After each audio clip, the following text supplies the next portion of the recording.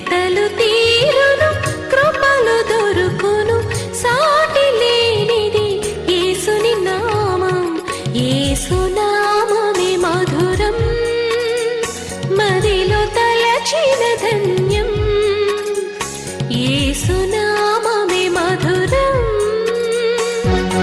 ప్రభువు నందు ప్రియమైన దేవుని బిడ్డలారా, నేటి వాక్య ధ్యానం కొరకు సహకారం ఇచ్చిన కుటుంబం పెదపాడు గ్రామము నుండి ఒక విశ్వాసి గారి కుటుంబం సహకరిస్తున్నారు. యేసే పరిష్కారానికి 4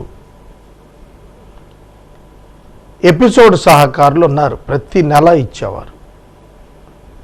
ఆ 4 చాలా చిన్న ఆర్థిక స్థితి కలిగిన వారు. Regular income, very low income based personalities. వారు మాసిదోనియా విశ్వాసుల వంటి వారు. వారి అవసరాలు మానుకొని ఇస్తున్నారు. వారి కష్టార్జితంలో వారి అవసరాలు మానుకొని ఇస్తున్నారు 4. ఈ 4లో 2 మినహా ఇప్పటి వరకు క్రొత్త వారెవరు కూడా సహాయం చేయలేదు.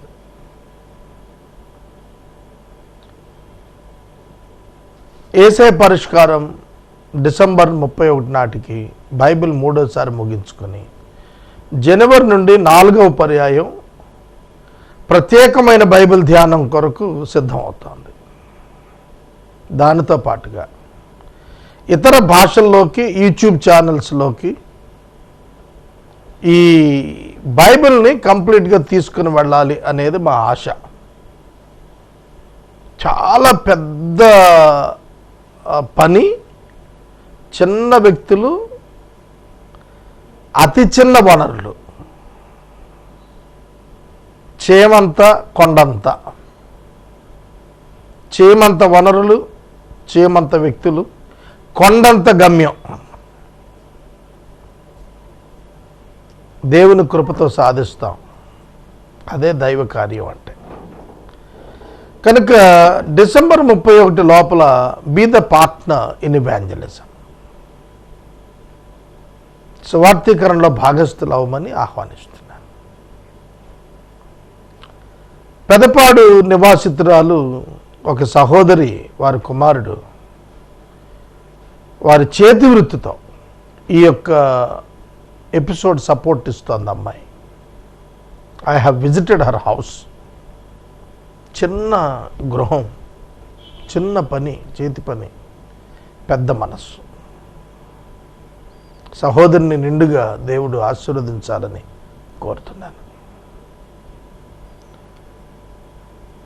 ప్రార్థన చేసుకుందాం. తలలు వంచండి. మమ్మల్ని మిక్కిలుగా ప్రేమిస్తోన్న మా ప్రియ తండ్రి, వందనాలు, స్తోత్రాలు. ఈ వాక్యము ప్రసారం చేసిన ఈ కుటుంబాన్ని ప్రత్యేకంగా దీవించమని ప్రార్థిస్తున్నాను. ప్రభువా, యూట్యూబ్ ఛానల్ కొరకు, ఇతర భాషల కొరకు, మహోన్నతమైనటువంటి సువార్తీకరణ ఉద్యమం కొరకు భారతదేశంలో ప్రజలకు వారి భాషలో బైబిల్ అంతా అందించాలనే ఆలోచనను దీవించండి. ఇది మాకు అసాధ్యం. ఎర్ర సముద్రం దాటడం మానవునికి అసాధ్యం. కానీ మీరు చాలా సులువుగా కాలిబాటను దాటించేశారు. ఇంత సులువుగా వారు దాటగలరని వారు అనుకోలేదు. వారు దాటారు. అది అనుభవం. మీతో నడిస్తే ఈ అనుభవాలే మాకు దొరుకుతాయి. కనుక మీ ప్రజలు ఇందులో అభ్యాసం చేయడానికి సహాయం చేయండి. నేటి వాక్య ధ్యానం ద్వారా మమ్మల్ని ఆశీర్వదించండి. పెదపాడు నివాసితురాలు సహోదరిని, వారి కుటుంబాన్ని దీవించండి. యేసు నామమున వేడుచున్నాము తండ్రి, ఆమెన్. ప్రియమైన దేవుని బిడ్డలారా, పేతురు వ్రాసిన 2వ పత్రిక 3వ అధ్యాయము. పేతురు వ్రాసిన 2వ పత్రిక 3వ అధ్యాయము 8వ వచనము నుండి 10వ వచనము వరకు ఉన్న వాక్య భాగం. గత దినము మొదటి వచనము నుండి 7 వచనముల వరకు ఉన్న వాక్యం యొక్క వివరణ ఇచ్చాను. 8వ వచనంలో ఒక సంగతి మరిచిపోకండి ప్రియులారా. అదేమిటంటే, ప్రభువు దృష్టికి ఒక దినము 1000 సంవత్సరముల వలెను, 1000 సంవత్సరములు ఒక దినము వలెను ఉన్నవి. ఇది కొంచెం అర్థం చేసుకోవటానికి, అంగీకరించడానికి అపహాస్యంగా అనిపిస్తుంది, కానీ అక్కర్లేదు, అలా అక్కర్లేదు. ఎందుకో చూద్దాం. మనం భూమి మీద నివసిస్తున్నాము,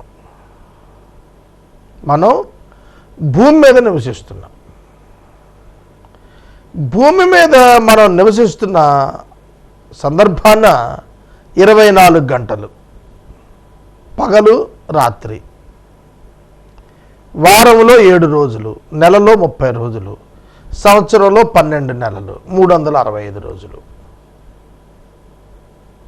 ఇది మన క్యాలెండర్. ఇతర గ్రహాలతో కనుక పోలిస్తే క్యాలెండర్ మారిపోతుంది. ఒక్కొక్క గ్రహం మీద ఉన్న పరిస్థితులు కాలాన్ని బట్టి చూస్తే వాటి యొక్క కాలమానం వేరే అయిపోతుంది.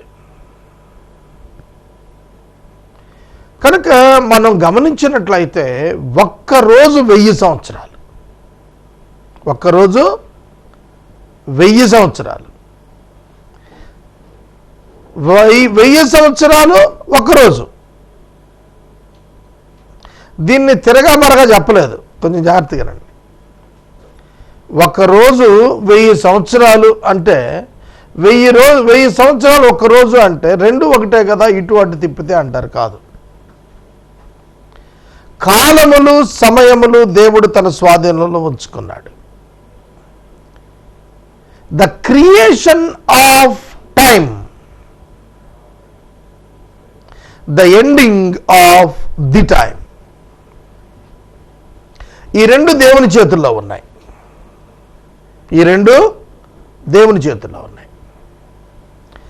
దేవుడు ఏమి నియమించాడో అదే జరుగుతోంది. సెకండ్, నిమిషము, గంట, దినము, ఇట్లా వారము, నెల, సంవత్సరం, లీపు సంవత్సరం, దశాబ్దం, శతాబ్దం, సహస్రాబ్ది, ఇట్లా ఆ టైం టేబుల్ డిజైనింగ్ చేసిన వాడు దేవుడే. ఆయన యొక్క నిత్యత్వములో, జాగ్రత్తగా వినండి, ఆయన నిత్యత్వములో మన 1000 సంవత్సరాలను ఒక దినంగా చేసుకోగలడు ఆయన.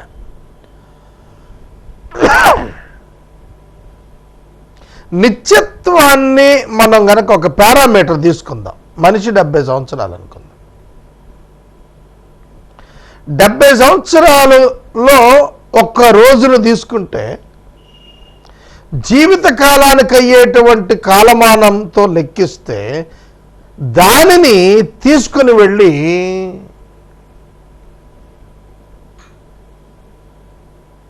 నిత్యత్వంతో పోలిస్తే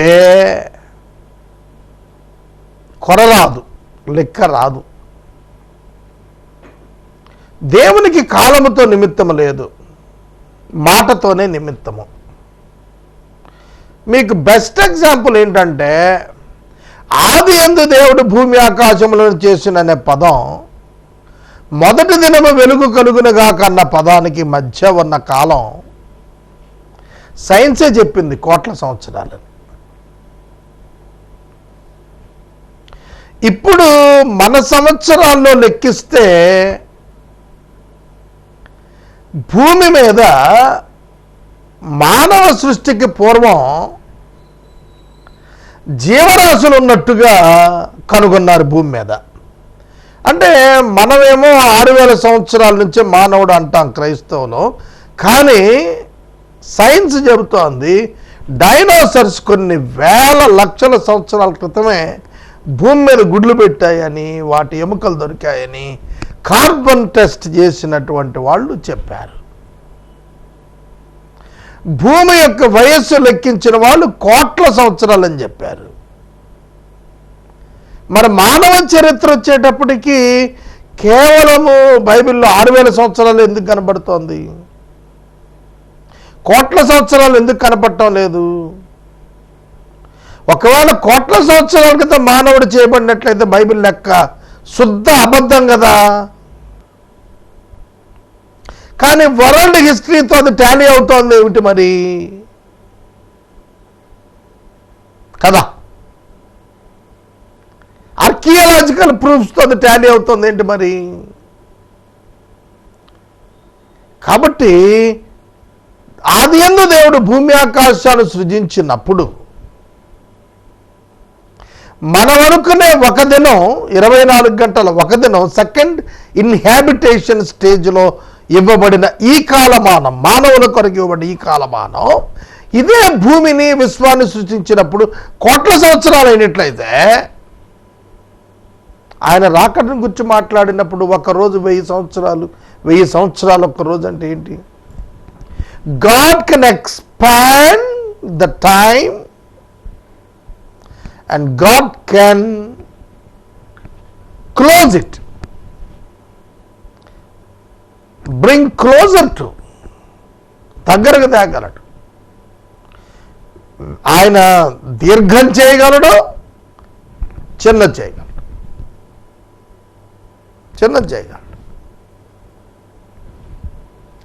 మనం 70 సంవత్సరాలు బతుకుతాం. ఒక చీమ 6 నెలలు బతుకుద్ది. చీమ మ్యాక్సిమం 6 నెలలు, లేదంటే ఇంకొంచెం కొన్ని రకాలు 18 నెలలు అల్టిమేట్, ఇంకంతే.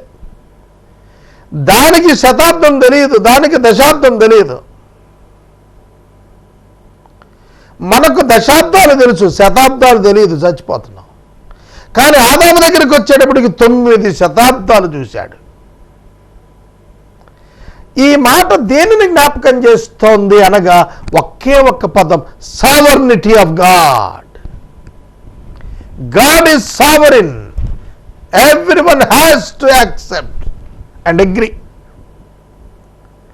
దేవుని సార్వభౌమిక అధికారాన్ని ప్రతి ఒక్కడు ఒప్పుకోవాల్సిందే. God can do all the things. దేవుడు అన్ని పనులు చేస్తాడు ఎక్సెప్ట్ ద సిన్, పాపం తప్ప.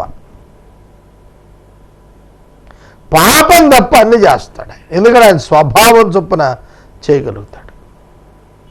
కనుక నిత్యత్వముతో గనుక ఈనాటి 1000 సంవత్సరాలు 2000 సంవత్సరాలు యేసు ఇచ్చిన మాట చొప్పున రాలేదు అని చెప్పుకుంటున్న వారికి అసలు దేవుని కంట్రోల్లో ఏముందో తెలిస్తే, దేవుడు మాట ఇచ్చినప్పుడు ఏం జరుగుతుందో తెలిస్తే, యేసు మాటలు దేవుని మాటలు, యేసు సొంత మాటలు లేవు, దేవుని మాటలు అవి. దేవుని మాటలు చెప్పినప్పుడు దేవుని కాలమానములో లెక్కించాలి. అందుకే పేతురు అది గుర్తెరిగి చెబుతున్నాడు, అబద్ధమాడ నేరని దేవుడు కదా.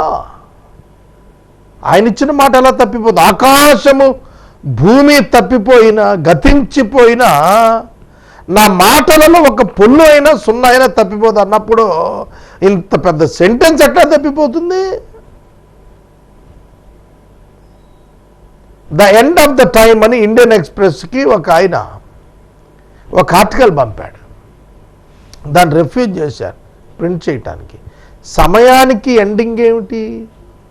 కాలానికి ఎండింగ్ ఏమిటి? సూర్యుడు చంద్రులు శాశ్వతం అనుకుంటున్నారు. సూర్యుడు చంద్రుడు శాశ్వతమా?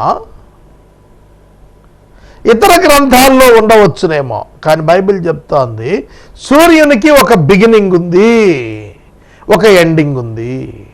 చంద్రునికి ఒక బిగినింగ్ ఉంది, ఒక ఎండింగ్ ఉంది. భూమికి ఒక బిగినింగ్ ఉంది, ఒక ఎండింగ్ ఉంది. కనుక బిగినింగ్ అండ్ ఎండింగ్ ఉన్నటువంటి వీటిని శాశ్వతములని ఎట్లా అనుకుంటారు? కాబట్టి ఈ ఒక్క మాట అర్థం చేసుకోవాలంటే దేవుణ్ణి తెలుసుకుంటే ఈ మాట అభ్యంతరంగా ఉండదు. If you believe him, if you trust him, you will not doubt this verse. Litigation అనుకోకండి, మాటగారితనం అని అంతకంటే అనుకోకండి. బైబిల్ దేవుని మాటలు అక్షరంతో వర్ణన ఇవ్వలేనిదిగా చెబుతోంది.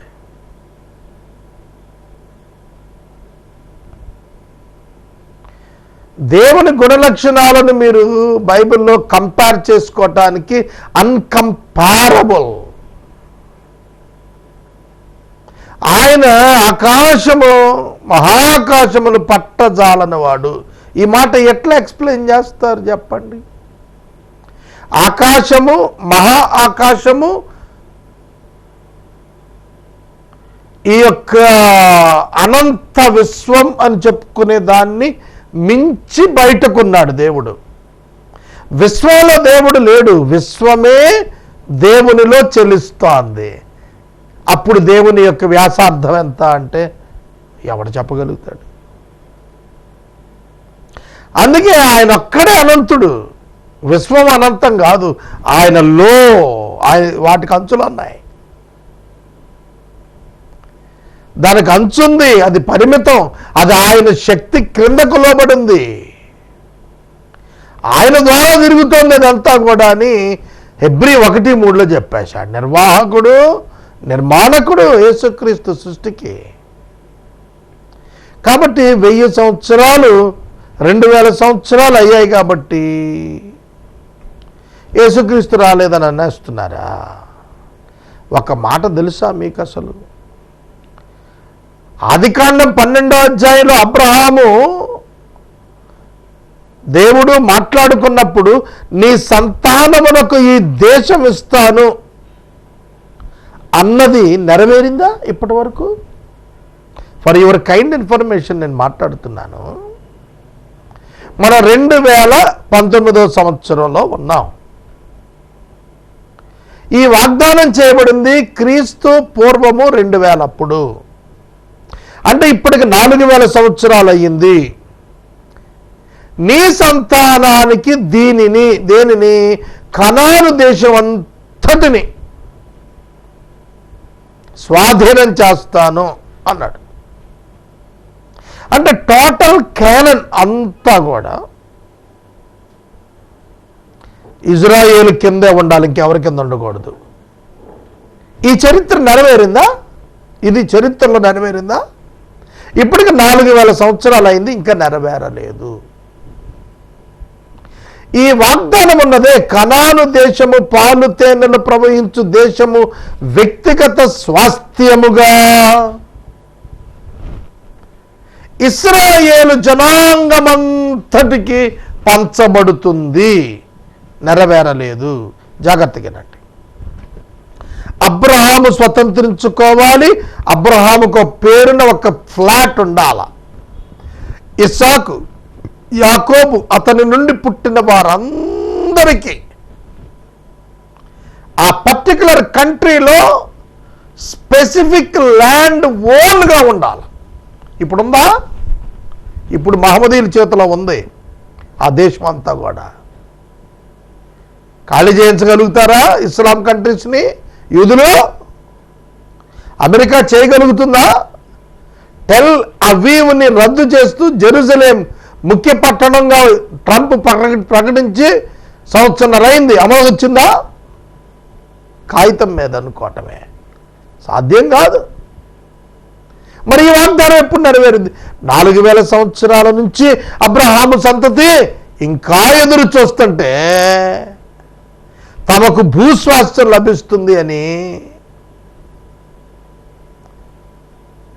చనిపోయిన వాళ్ళు తిరిగి లేపబడి తిరిగి వచ్చి తమ స్వాస్థ్యాన్ని పొందుతారని ఇప్పటికీ యూదులు నమ్ముతుంటే మెస్సియాను బట్టి యేసుక్రీస్తు అను ఆ మెస్సియా ప్రత్యక్షమైనప్పుడు ఆయన చెప్పిన మాట 2000 సంవత్సరాలు అయిందంటే నమ్మకుండా పోతారా మీరు? ఆధారాలు లేవా? ఆర్గ్యుమెంట్ సరిపోదా? సరిపోయి తీరుతుంది.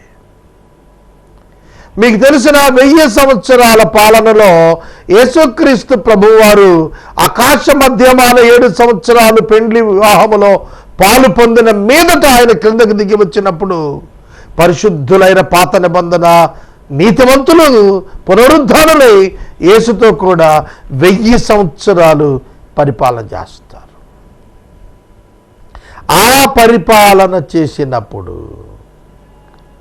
అబ్రహాము అతని యొక్క సంతతి అంతటికి సంపూర్ణముగా కనాను భూభాగము వారికి మాత్రమే పంచిపెట్టబడి ఇవ్వబడుతుంది.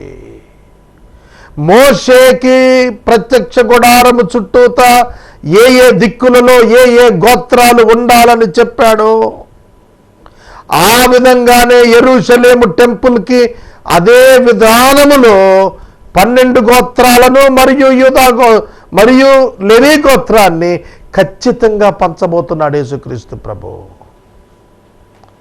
That is the faith of the Jews and the faith of the Christians also.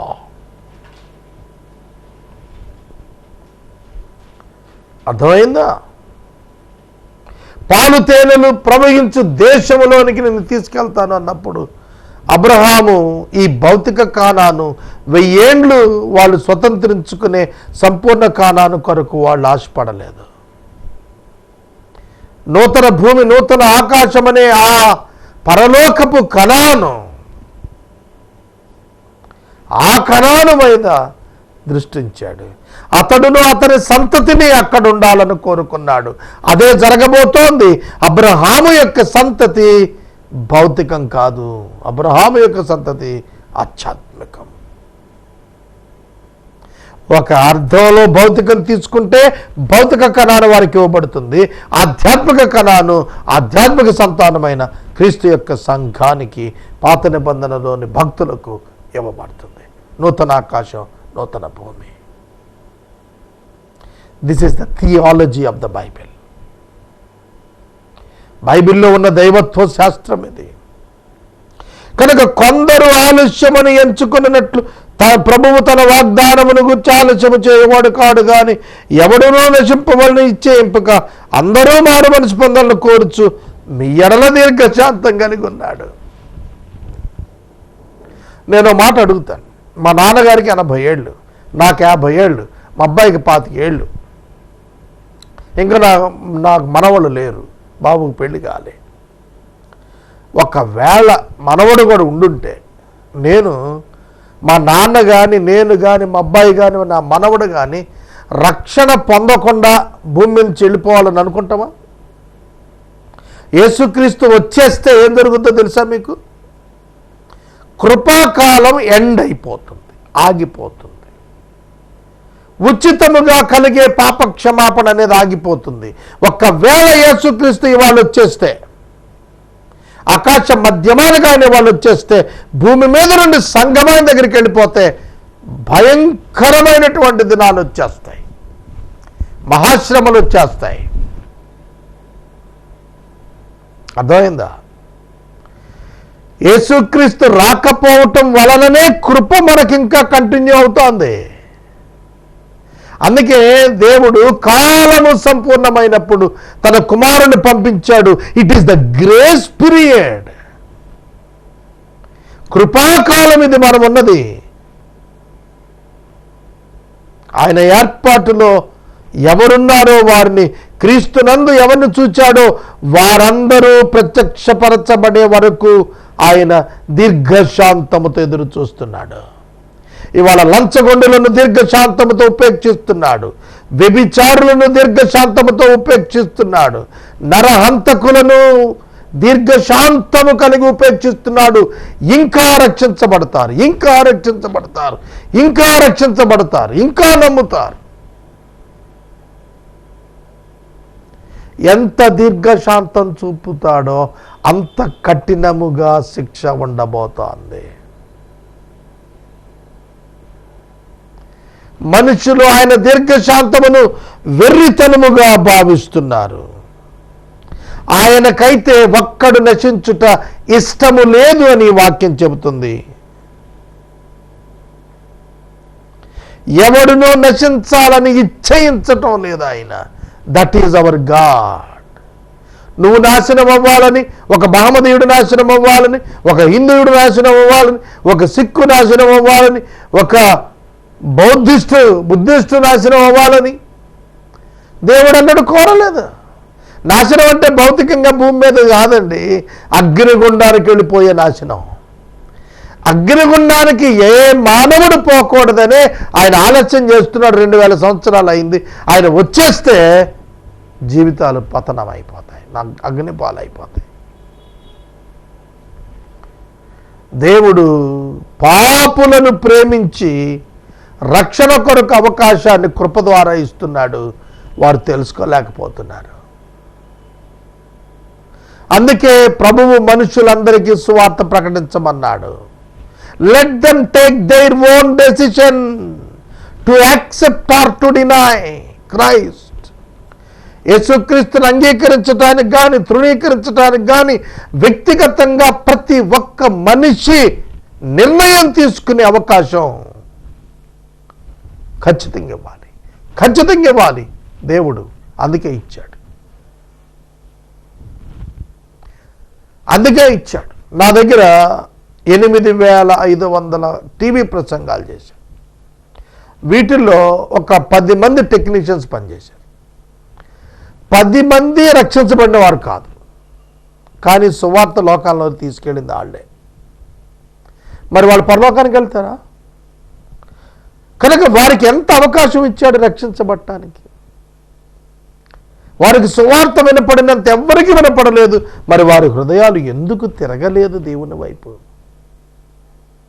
కానీ వారికి దేవుడు తీర్పు దినాన్ని అడిగినప్పుడు వారికి తప్పించుకునే అవకాశం లేకుండా అవకాశాలు ఇస్తున్నాడు.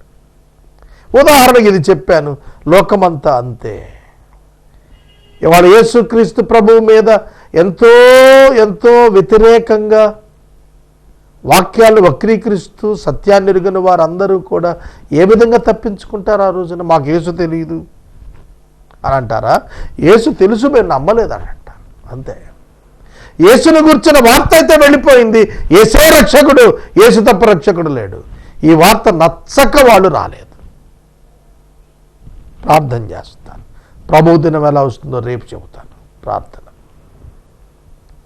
నేటి వాక్యోపదేశానికి సహకారం ఇచ్చిన కుటుంబం పెదపాడు గ్రామ నివాసితురాలు, వారి కుమారుడు. ప్రభువు వీరిని దీవించునుగాక. ప్రార్థన. మమ్మల్ని మిక్కిలిగా ప్రేమిస్తున్న తండ్రి, వందనాలు. వాక్యం ఇచ్చినందుకు కృతజ్ఞతలు. పెదపాడు నివాసిత సహోదరి బాబును దీవించుము. యేసునామాన్ని అడుగుచున్నాము. ఆమేన్. తండ్రి అయిన దేవుని ప్రేమ, కుమారుని యేసయ్య కృప, పరిశుద్ధాత్మ దేవుని యొక్క అన్యోన్య సహవాసం సదాకాలం మనకు తోడైండునుగాక. ఆమేన్.